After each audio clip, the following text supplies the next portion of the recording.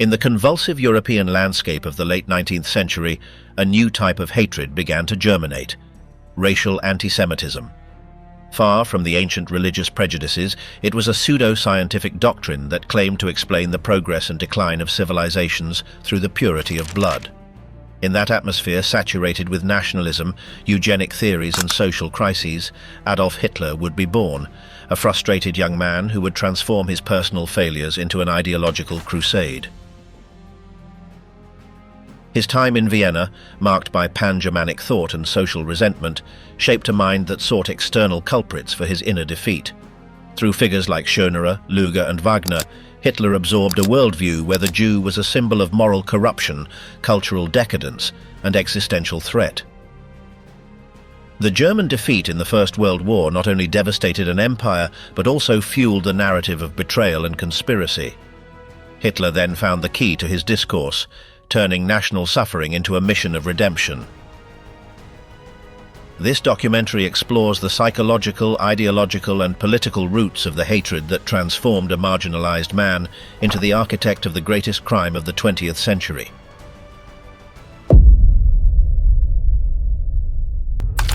Vienna and Linz, the ideological origin of modern antisemitism in Europe. To understand the hatred that would mark history, it is necessary to go back to the world in which Adolf Hitler was born. Europe, at the end of the 19th century, breathed an air charged with ethnic tensions, racial theories, and social resentments where modern antisemitism germinated, an ideology that transformed ancient religious prejudices into a racial doctrine with scientific pretensions. For centuries, rejection of the Jews had been justified from the pulpit, but after the Enlightenment and the French Revolution, when the European powers recognized their legal equality, in Prussia since 1812 and in Austria-Hungary since 1867, they began to integrate into public life, and their economic success, especially in banking, commerce and culture, aroused suspicions in a middle class hit by industrialization and the crisis of 1873, turning from marginal minorities into visible competitors in a world that was changing too quickly. That frustration was exploited by thinkers who transformed the old hatred into racial theory. Arthur de Gobineau affirmed that the history of civilizations depended on the purity of blood. The Aryans were the true creators of culture, while the mixing of races led to decadence. Although he did not directly attack the Jews, his ideas were reinterpreted by German nationalists, who combined them with social Darwinism to justify biological hierarchies where humanity was divided between superior races, destined to dominate, and inferior races, condemned to disappear. The journalist Wilhelm Mayr gave name to this doctrine in 1879 by coining the term antisemitism and maintaining in his work The Victory of Judaism over Germanism that the Jews were not a religious community, but a foreign race that threatened the German people. Richard Wagner brought these ideas to the cultural terrain, describing the Jew as a corrupting element of art and the German spirit, turning his circle in Bayreuth into an ideological center where mysticism, nationalism, and racism were mixed. From that current would emerge Houston Stewart Chamberlain, who in the foundations of the 19th century portrayed the Germans as bearers of a divine mission and the Jews as their antithesis, presenting history as a biological struggle between two incompatible races. In parallel, forgeries such as the Protocols of the Elders of Zion reinforced the idea of a worldwide Jewish conspiracy, and although they lacked any real basis, consolidated a myth that many would accept as truth. In Austria, antisemitism acquired a concrete political dimension. Georg von Schönerer preached racial purity and the union of the Germans under the Pan-Germanic banner, while Karl Lueger, Mayor of Vienna, transformed hatred of the Jews into an electoral tool, appealing to Catholic sectors and the impoverished petty bourgeoisie, presenting the Jew as a symbol of moral decadence and responsible for all the evils of modern liberalism.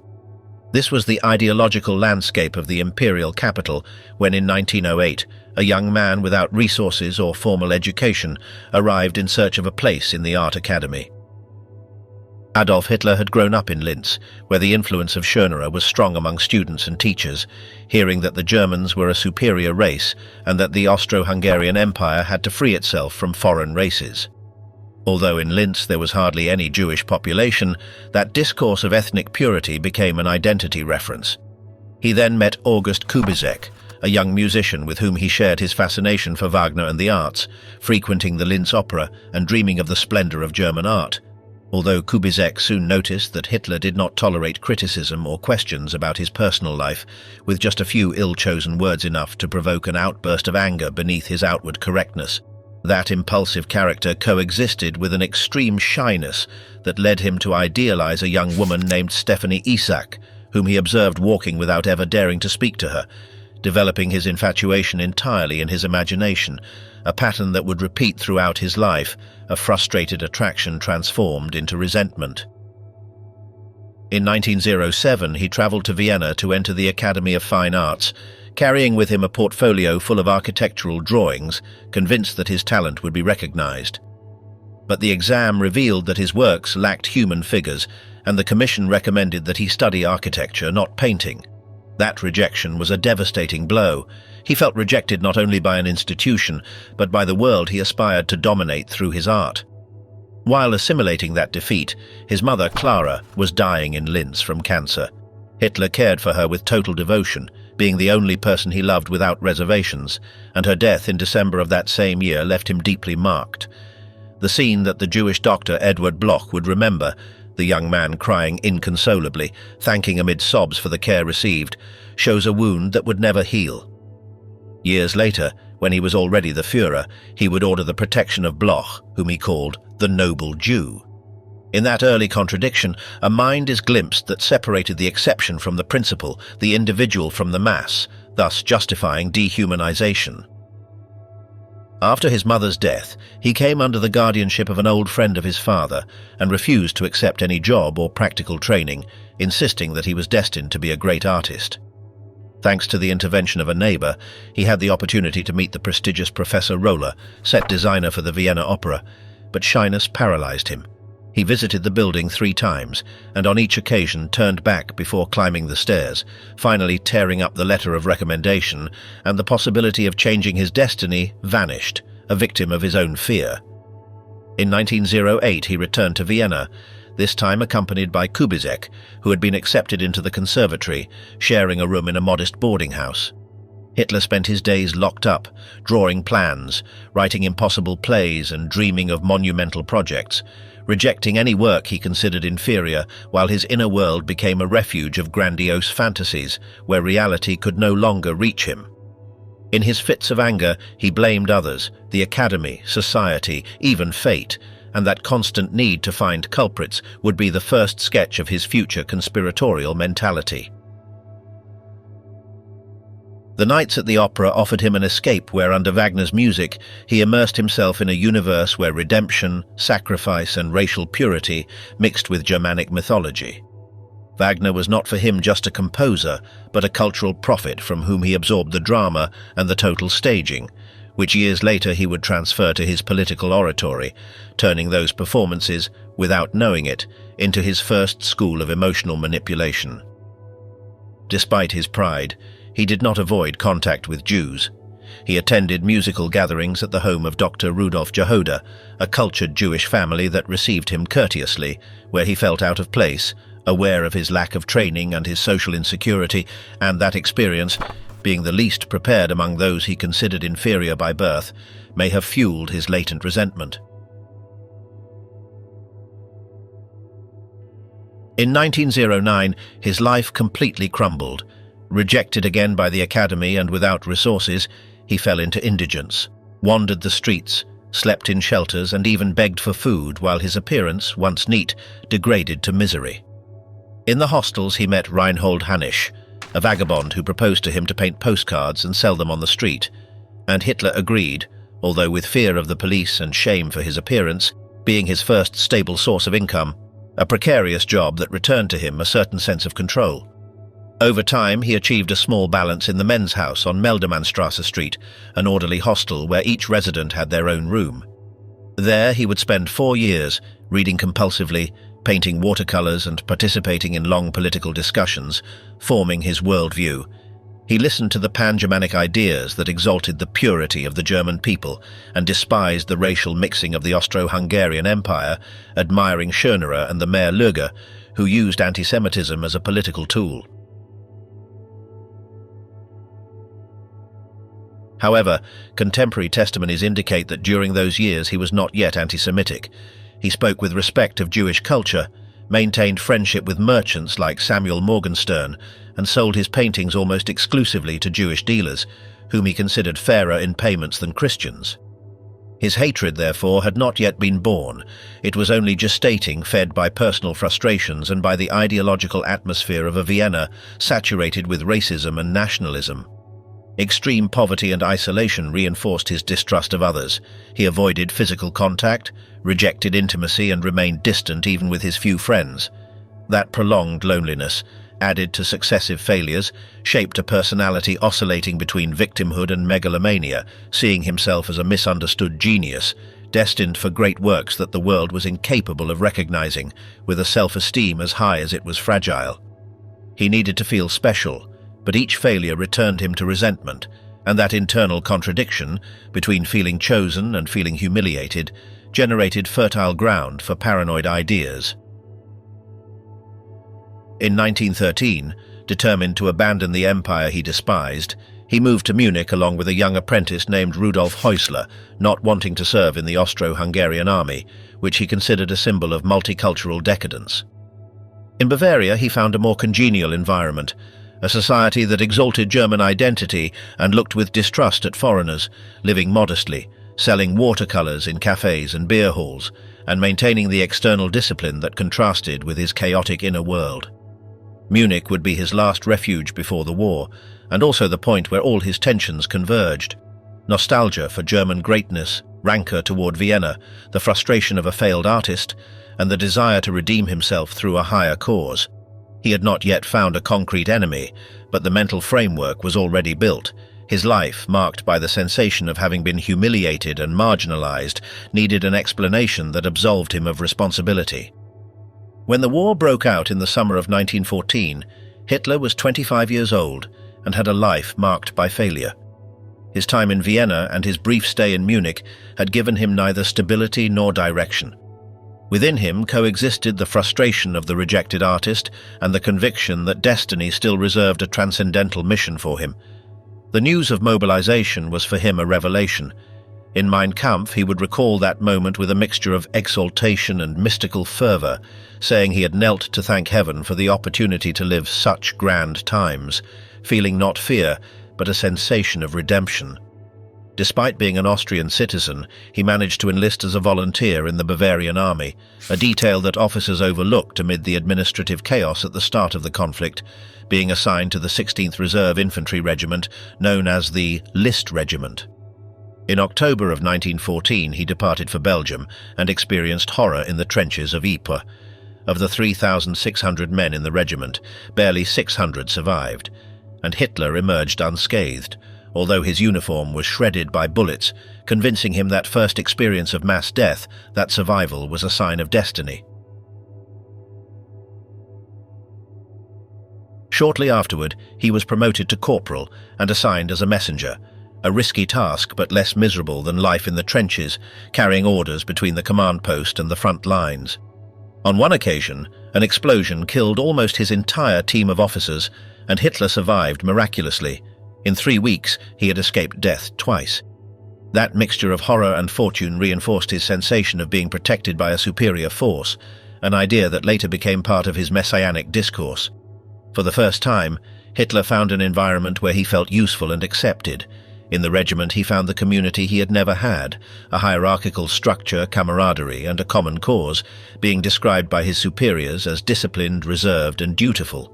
He avoided political debates except when someone doubted German triumph, at which point his apparent calm broke into explosions of patriotic anger, believing blindly in Germany's invincibility. During those years, there are no indications of active anti-Semitism. His comrades remembered a quiet man, obsessed with order, who showed no hostility toward Jews. Paradoxically, one of the officers who recommended his decoration with the Iron Cross First Class in 1918 was Lieutenant Hugo Gutmann, a German Jew, and Hitler accepted the medal without objections, although years later he would call him a coward, revealing how that change in perception the post-war events would transform his view of reality. Military life also offered him a sensation of control.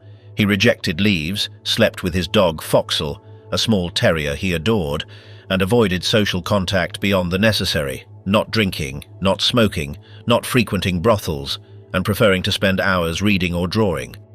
His companions nicknamed him the artist and mocked his moral severity.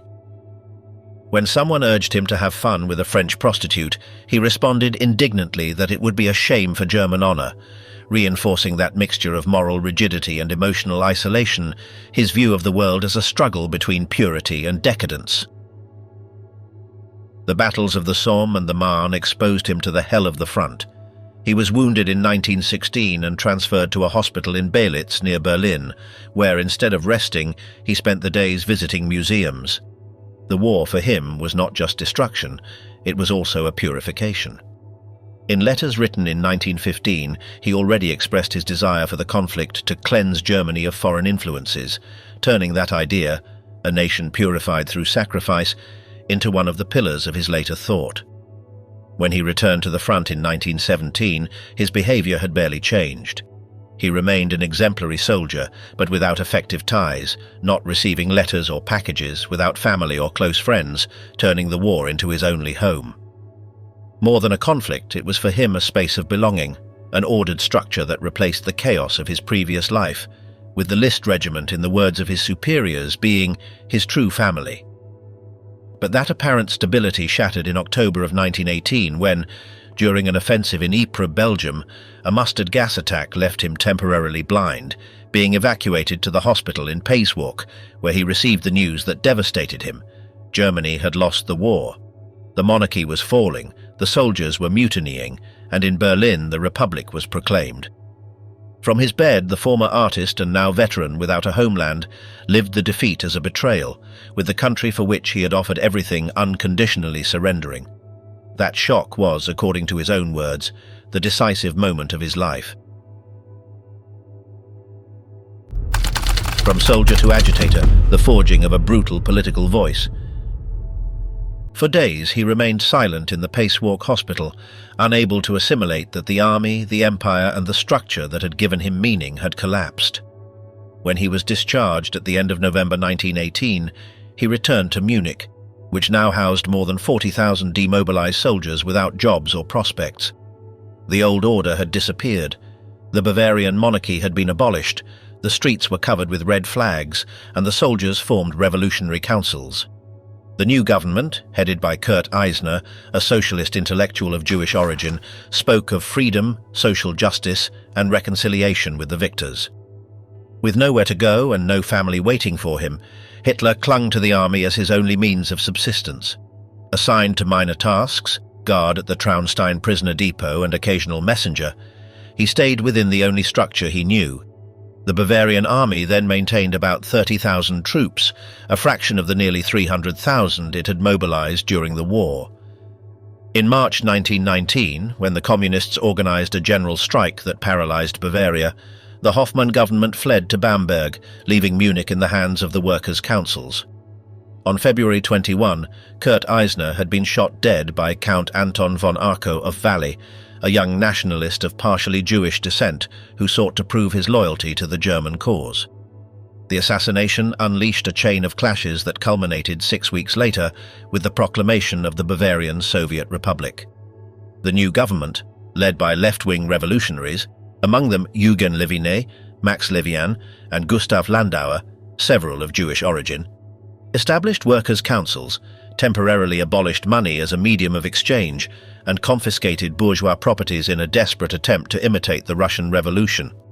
Hitler, without any defined political conviction, did not take a public side. He marched in Eisner's funeral with a red armband, more out of prudence than ideological conviction. His only objective was to keep his military position, which provided him with a regular salary of 50 marks per month, while inflation began to erode the purchasing power of the German currency.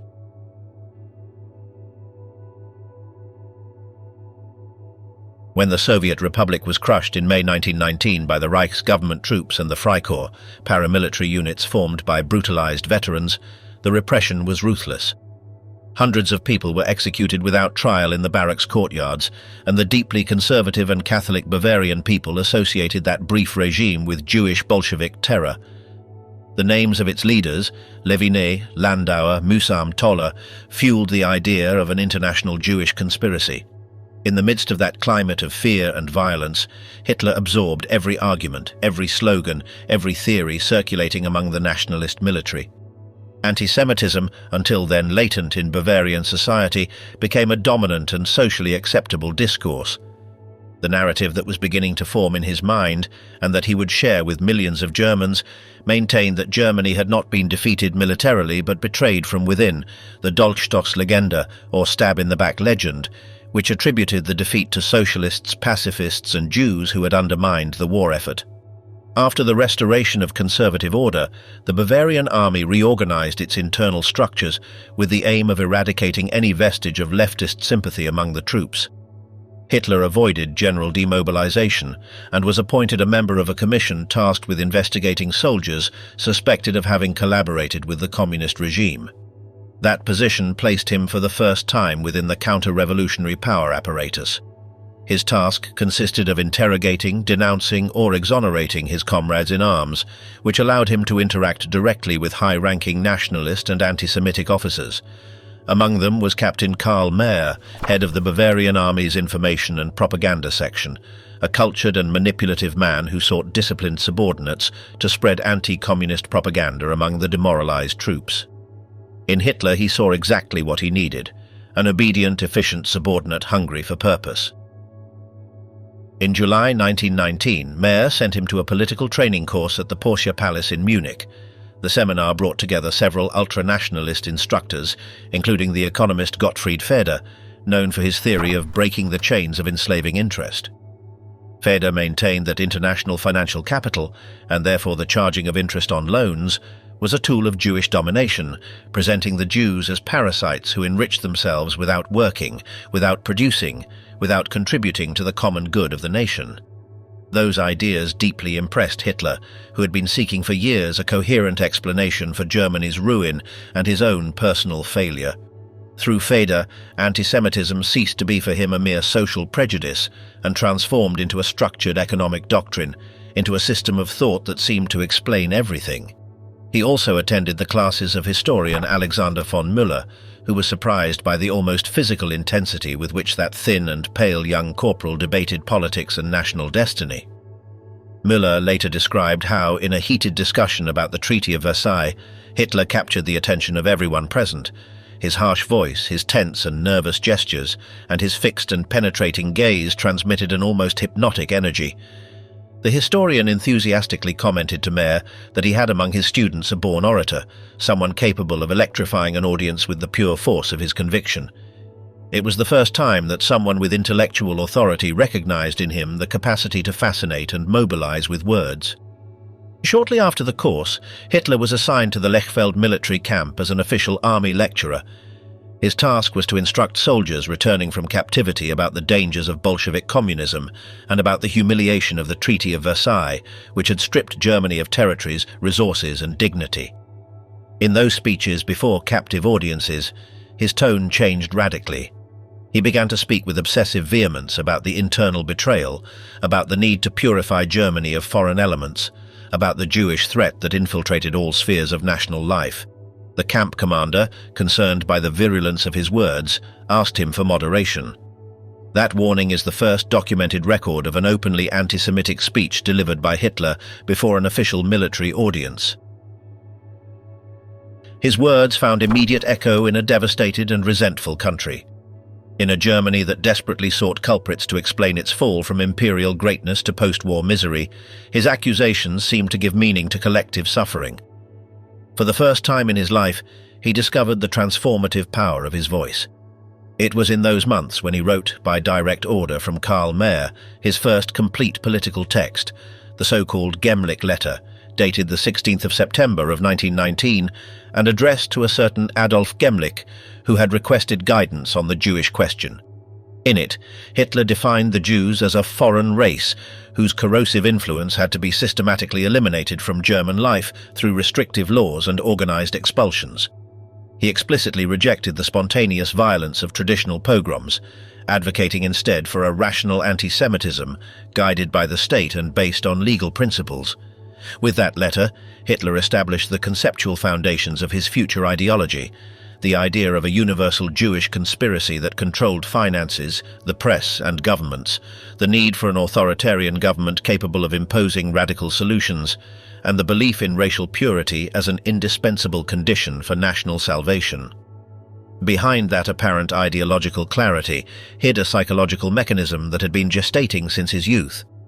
His obsessive need to find external culprits was directly linked to traits that August Kubizek had observed years earlier: extreme distrust, exacerbated sensitivity to any criticism, disproportionate anger at observations he perceived as personal affronts. The conviction that others were conspiring against him intensified dramatically after the defeat of 1918. What had previously been an internal conflict was now projected onto a clearly identified external enemy. In post-war Bavaria, that mental structure found immediate social validation. Conspiracy theories were common currency in taverns, barracks, and newspapers. There was obsessive talk of an international Jewish plot that had dismembered the Reich from within. Anti-Semitic pamphlets, talks in nationalist circles, and press articles tirelessly repeated the same narrative. Hitler did not invent those ideas. They had been circulating in Central Europe since the Russian Revolution of 1917. He simply absorbed them voraciously and reorganized them in his own way. The testimonies of those who knew him in those years show a constant behavioral pattern. His private conversations were dominated by suspicion. He considered that every failure, personal, military, and national, necessarily had to have a hidden responsible party. Even among army comrades, he maintained a calculated emotional distance. He did not take written notes, avoided signing compromising documents, and preferred to memorize his speeches completely to prevent them from falling into enemy hands. The summer of 1919 marked the definitive turning point. Until then, his resentment and suspicions had remained as diffuse emotions without a clearly defined objective. But in a historical context dominated by national humiliation and fear of the total collapse of the state, those impulses found a concrete direction: racial antisemitism. For someone with a mind prone to distrust, those ideas offered a totalizing explanation of the world. They provided him with mental order, existential purpose, and a perfectly identifiable enemy on whom to project all accumulated frustrations. Antisemitism then acted as the perfect mold for his pre-existing mental structure. In his distorted perception, the Jews were no longer individuals with their own biographies, as Dr. Bloch, the Jehodas, or the art dealers who bought his watercolors had been, but a secret force that threatened the nation from within, infiltrated at all levels of power. The Völkisch propaganda and the official speeches of the Reichswehr offered him a conceptual framework where his personal resentment was transformed into an apparently grounded ideological certainty. This symbiosis between individual psychology and collective ideology created a constant feedback loop. The more he absorbed the anti-Semitic ideas from the environment, the sharper his traits of distrust became. And the more he instinctively distrusted the world, the more he needed a structured narrative that justified that distrust. By mid-1919, this fusion was complete. The military reports of the time, such as the one prepared by Commander Bent after an inspection in Lechfeld, document the first public interventions in which Hitler explicitly blamed the Jews for Germany's ruin, using pseudoscientific arguments about races and biology.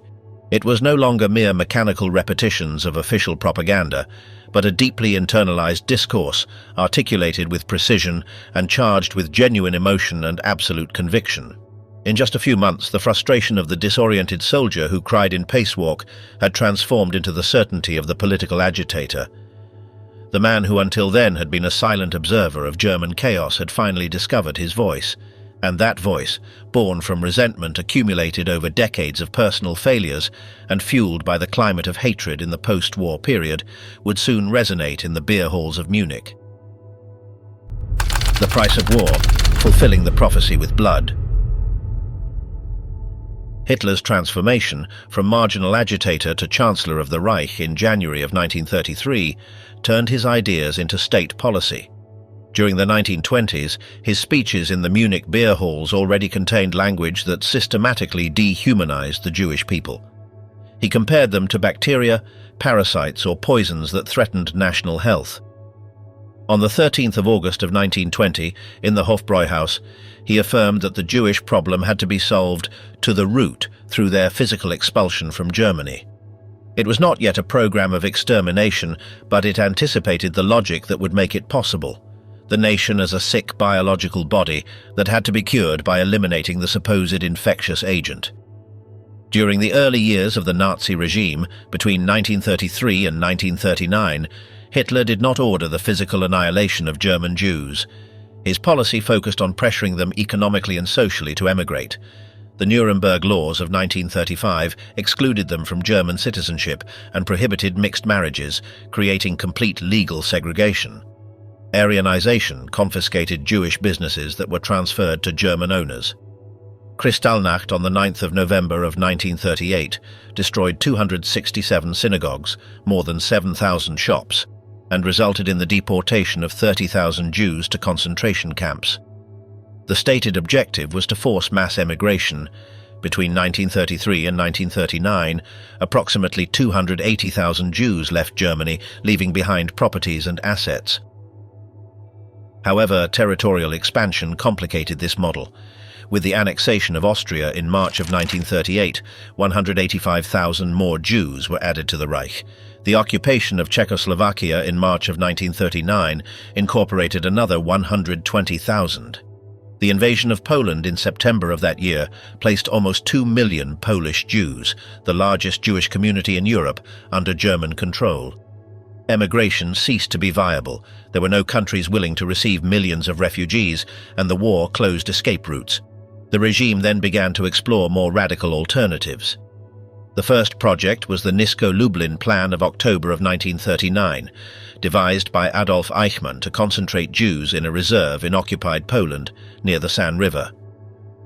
The operation deported about 95,000 Jews before being suspended in April of 1940 due to logistical conflicts with Hans Frank's general government. In June of 1940, after the fall of France, the Madagascar Plan emerged, deport 4 million European Jews to the French island in the Indian Ocean. The plan required 120 ships and 4 years of operations, but the continuation of the war with Britain, which controlled the sea routes, made it impracticable. These projects shared a common goal: eliminate the Jewish presence without yet resorting to systematic mass murder. The decisive change came with the preparation for the invasion of the Soviet Union. On the 30th of March of 1941, Hitler gathered more than 200 Wehrmacht officers in the Reich Chancellery and presented the campaign as a war of annihilation against Judeo-Bolshevism. He ordered that Soviet political commissars, many of them Jews, be executed upon capture, violating the conventions of war. The 4 Einsatzgruppen were organized with 3,000 men from the SS, Police and SD, assigned to the army groups North, Center, South and the 11th Army. Their official mission was to secure the rear, but their real orders included the shooting of Jews, communist officials and gypsies. When Operation Barbarossa began on the 22nd of June of 1941, the Einsatzgruppen initiated mass executions. During the first months, the shootings focused on Jewish men of military age, presented as partisan collaborators. But in August of 1941, the orders were expanded. Women and children were systematically included. On the 29th and 30th of September, in the Babi Yar ravine near Kiev, Einsatzgruppe C executed 33,771 Jews in 2 days. By the end of 1941, the Einsatzgruppen had murdered more than 500,000 people in Soviet territory. The speech of the 30th of January of 1939 provided the ideological justification for this escalation. That day, commemorating the 6th anniversary of his rise to power, Hitler delivered before the Reichstag what would later be known as his prophecy. If the international Jewish financiers dragged Europe into a world war again, the result would not be the Bolshevization of the earth and the victory of Judaism, but the annihilation of the Jewish race in Europe. It was not an improvised phrase. Hitler repeated it on at least 10 occasions between 1939 and 1945, turning it into the rhetorical axis of the genocide. The prophecy functioned on multiple levels. It was a diplomatic threat to the Western powers, an anticipated justification for extermination, and an inversion of guilt that turned the victims into those responsible for their own fate. When Britain and France declared war on Germany on the 3rd of September of 1939, Hitler interpreted his own threat as authorization to act. In his paranoid logic, the Jews had provoked the war and now had to pay the announced price. This interpretation intensified after the United States entered the conflict on the 11th of December of 1941. For Hitler, American participation, which he attributed to Jewish control through Wall Street finances, confirmed the existence of a worldwide conspiracy against Germany. The war had become the apocalyptic confrontation he had prophesied. In October of 1941, during a meeting at the Chancellery with Himmler and Heydrich, Hitler invoked his prophecy again. According to Goebbels' notes from the 13th of December of 1941, Hitler stated that the Jews had to pay with their lives for the German deaths in both world wars. On the 12th of December, one day after declaring war on the United States, Hitler met with the Gauleiter, regional party leaders, and reminded them of his warning from 1939, adding that, now it must be fulfilled. 3 weeks later, on the 20th of January of 1942, Reinhard Heydrich presided over the Wannsee Conference in a suburb of Berlin, where 15 Nazi officials coordinated the logistics of the final solution, the systematic deportation of 11 million European Jews to extermination camps in Poland. The logic that supported this decision combined paranoid and narcissistic elements. Each military setback confirmed Hitler's conviction that Germany was being sabotaged by a Jewish conspiracy that controlled England, the United States, and the Soviet Union simultaneously. The Jews were, in his mind, both the visible enemy in the occupied territories and the invisible force moving the Allies. When the Wehrmacht was halted before Moscow in December of 1941 and the United States entered the war, Hitler interpreted the situation as the repetition of 1918, a new stab in the back. The response had to be preventive, to take revenge before the final defeat. This reasoning became explicit in his speech on the 30th of January of 1942, the third anniversary of the original prophecy. Before the Reichstag, Hitler declared that the war could only end in two ways: with the annihilation of the Aryan peoples or with the disappearance of Judaism from Europe. Citing the law of Talion from the Old Testament, he transformed extermination into a code of inverted justice, revenge as an act of cosmic balance. On the 14th of February of 1942, in a talk with his inner circle, he compared the task of eliminating the Jews to the work of Louis Pasteur and Robert Koch against bacteria, a mission of racial hygiene necessary to restore natural order. Behind this medical analogy hid the definitive rationalization of genocide, mass murder presented as an act of healing. In November of 1942, after the Allied landing in North Africa, Operation Torch, Hitler repeated his prophecy before an audience at the Löwenbräukeller in Munich. He assured that those who had laughed at his warnings no longer laugh, implicitly proclaiming that the extermination was underway. By then, the extermination camps were operating at full capacity, Chelmno since December of 1941, Belzec since March of 1942-42, Sobibor since May, Treblinka since July, and the gas chambers of Auschwitz-Birkenau since the spring of 1942. Between 1942 and 1943, these centers murdered more than 2 million Jews using Zyklon B gas and carbon monoxide. The motives that Hitler expressed publicly were reduced to a constant scheme. The Jews had provoked the war, caused millions of German deaths, and threatened to destroy Aryan civilization.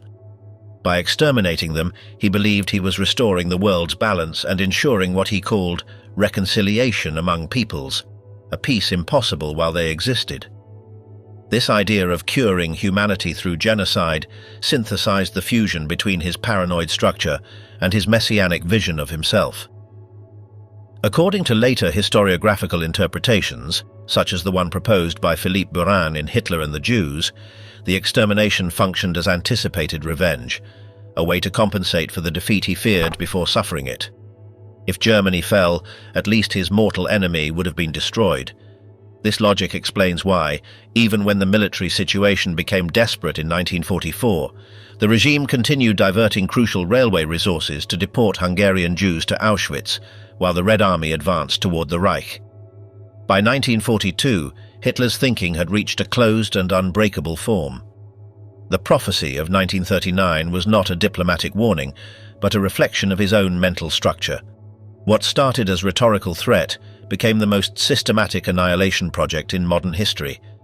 The extermination of approximately 6 million European Jews between 1941 and 1945 was not the result of a plan elaborated from the beginning, but the culmination of an escalation where ideology, opportunity, total war, and the mental pathologies of an absolute dictator merged into an unprecedented machinery of death.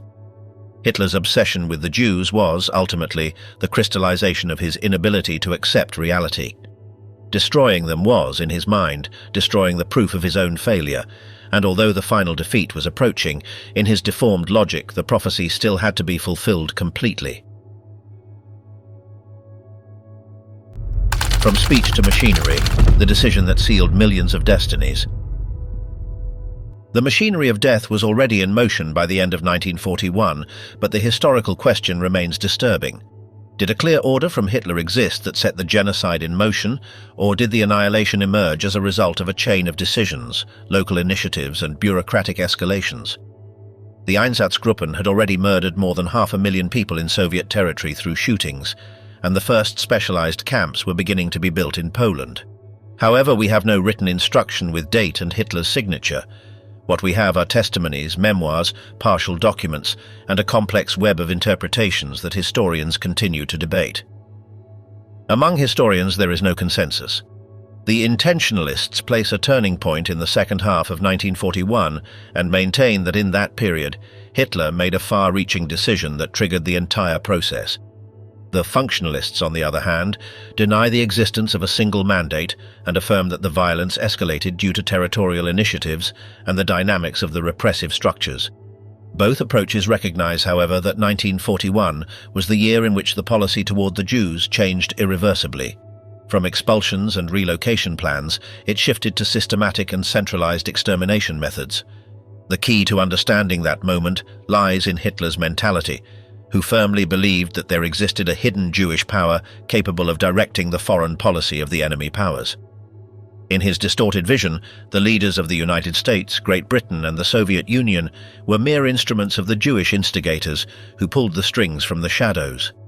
From that conviction, his obsession with vengeance and purification was not only ideological, but also an emotional response to the military and political setbacks that were beginning to threaten his authority.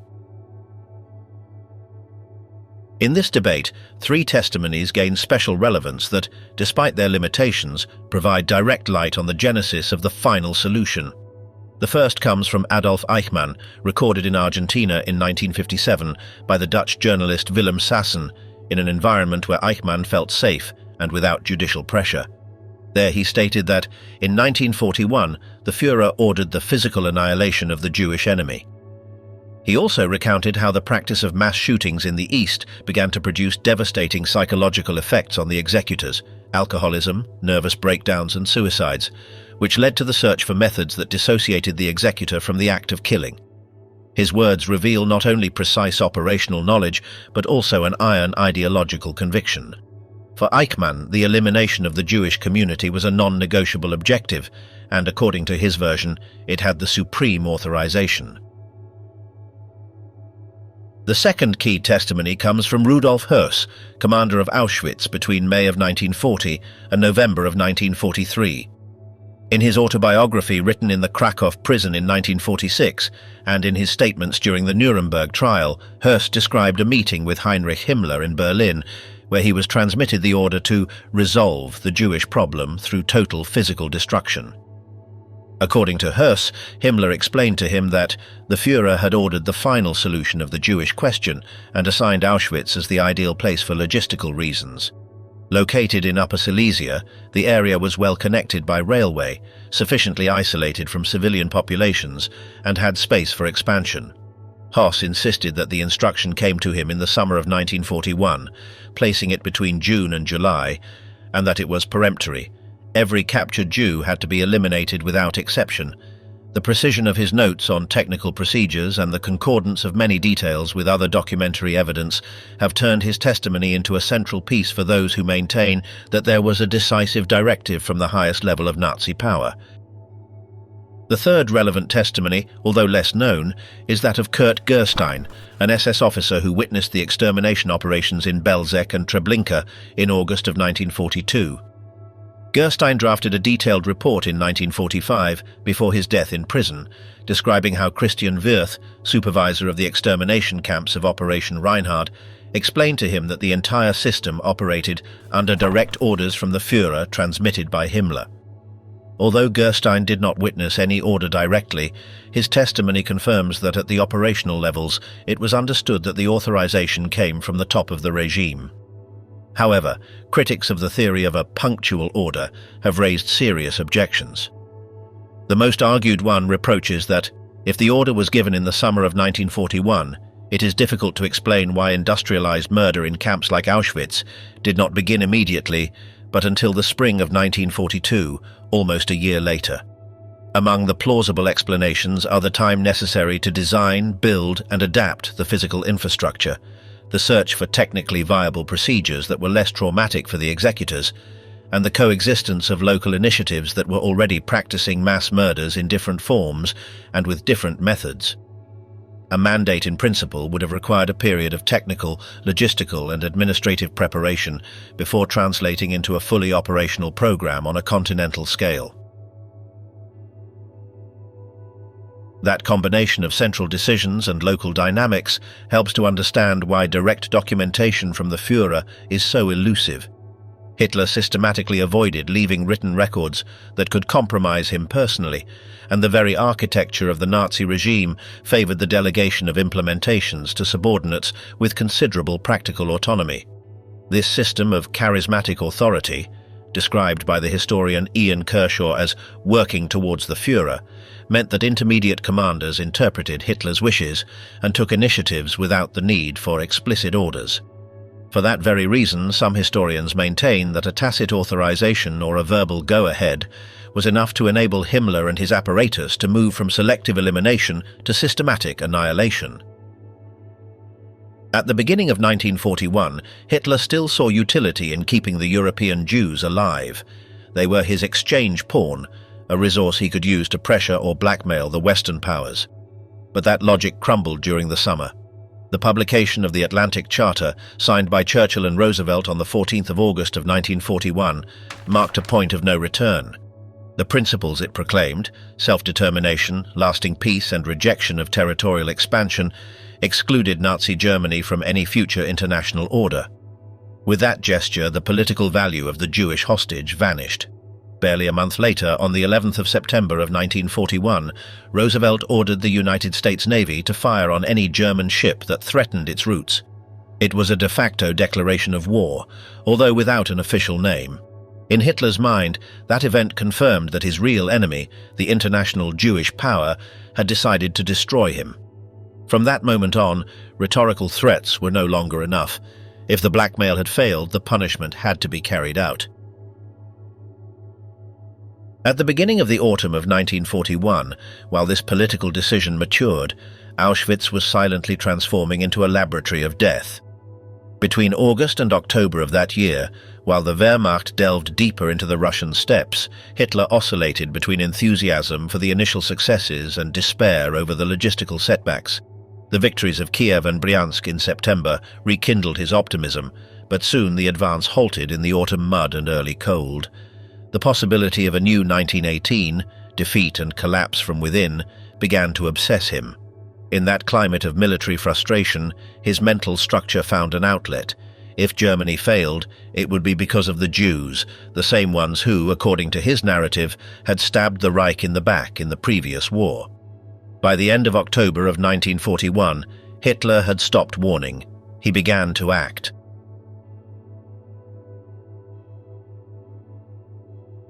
The deportations of German Jews were carried out openly, without concealment, almost as a demonstration of strength to the world.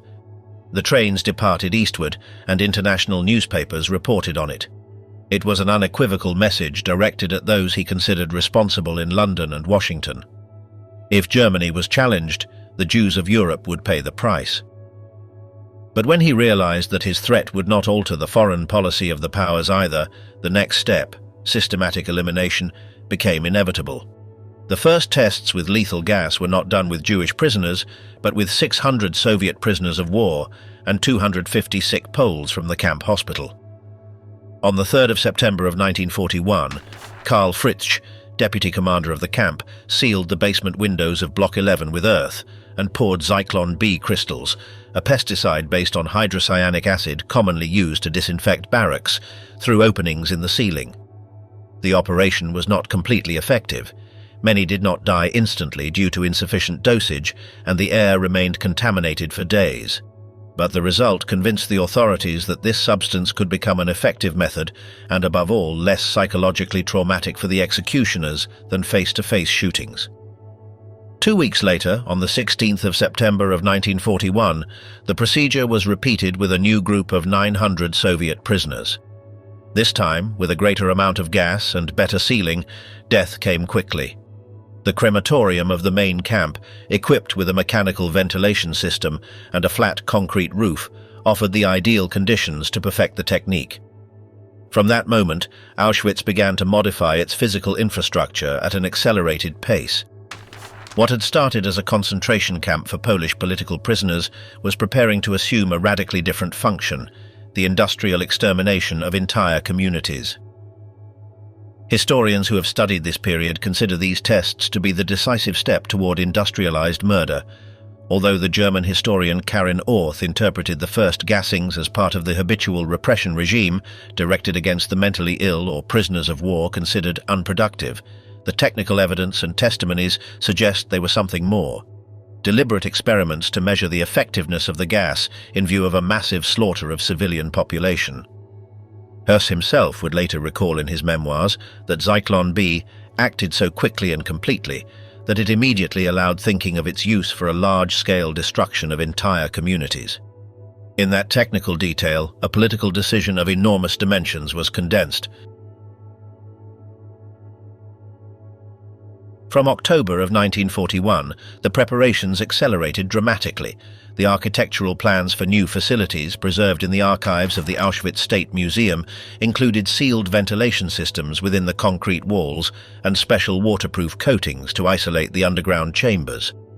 According to the American historian Michael Thad Allen, a specialist in the business dimension of the Holocaust, these changes did not seek a simple sanitary improvement.